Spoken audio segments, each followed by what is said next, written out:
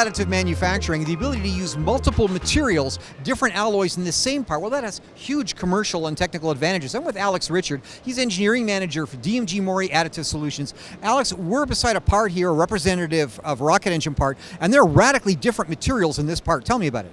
Yeah, so this part we're combining Inconel and copper, and we can deposit both materials in our DED system, our DED hybrid systems that have the new blue light laser, which we announced recently just last year. Now, we're here at Rapid 2023, of course, and at Rapid we're seeing a lot of innovative technologies that combine different techs at the same time. When you say hybrid, what do you mean by hybrid? Hybrid in terms of a machining process and an additive process in the same machine?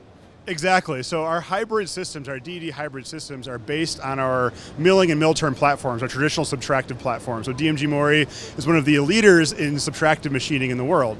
And so our hybrid systems allow us to deposit material inside those platforms. So they're still fully functional 5-axis CNC machines or mill turn machines that we can then do automated laser welding within. Now, traditionally, when we think of hybrid machines, we've often thought of repair applications. I have a Blisk for a gas turbine engine. We chip a blade. We want to build it up and machine it back. But this application, we're talking about new build. Yeah, exactly. So in this case, we're building up from scratch here. So here we started with I believe it was a stainless steel build plate we machined. And then from there, we're building up the entire part from scratch. So each layer, we're depositing both Inconel and copper. So we have a multiple hopper system that allows us to switch materials on the fly within the layer. We can also machine within that scope as well. So we can machine, we can take about a minute to switch to a laser head, deposit material, about a minute to switch back to a milling tool, keep machining, and we can do any combination of that process within the single setup and a single machine. So it's really flexible, really gives you a lot of ability to create internal features, to machine areas that might be hard to reach in traditional subtractive parts. Now, rocket engines, jet engines, aerospace, of course, they're the sexy applications because there's a lot of temperatures, a lot of mass flow. But what about the frankly larger volume applications, like the process industry, for example? With the chemical industry, I can see they'd be interested in this technology. Oh yeah, for sure. I mean, you can place materials in different areas where you need them, whether it's for wear resistance, whether it's corrosion resistance.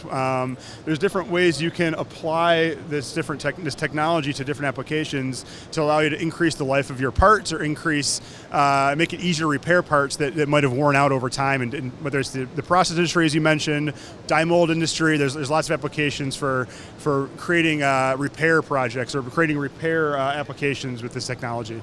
You mentioned die mold, and not just die mold, but there are many industries where it's ideal to produce a very hard case on a relatively soft, ductile, but tough sort of underlayment. Of course, the whole heat treating industry is sort of based on this. Is this a technology that could one day sort of replace heat treating with the idea of just deposit a thin layer of something really interesting, something with high thermal conductivity or a lot of wear resistance on a cheap sort of lower cost substrate? It's hard to say replace, but it's another tool in the tool belt, so to speak, right? So depending on the application, depending on material, there are definitely situations where you might be able to deposit a thin layer of a hard material as opposed to heat treating a more traditional mild steel or something like that to achieve the hardness properties you're looking for. So we could be depositing a stellite material, depositing a blend of tungsten carbide and Inconel, something like that allow you to achieve the properties you need without having to go through a heat treating or a nitriding process or some sort of secondary or tertiary process to get the properties you need.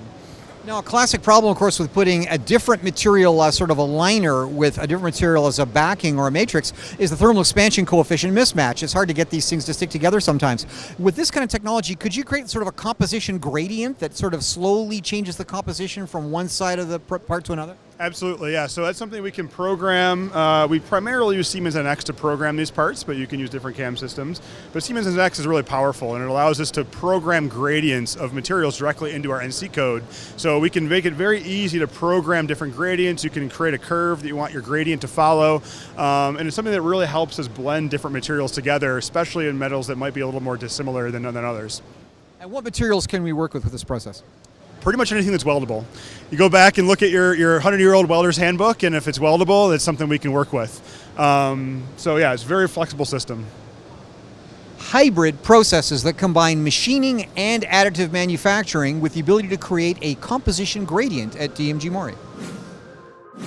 At Rapid TCT 2023, the air was electric. The excitement about manufacturing in America is palpable. New technologies, new ways of implementing additive manufacturing, not just for prototyping, but as a true production process, were all over this show floor. The future looks very bright for manufacturing in America based on what we have seen here. Thanks for joining us on the show floor. See you next time. Today's episode is brought to you by Engineering.com, a globally trusted source for engineering content. Check out this and many other exclusive videos for the engineering professional found only on Engineering.com TV today.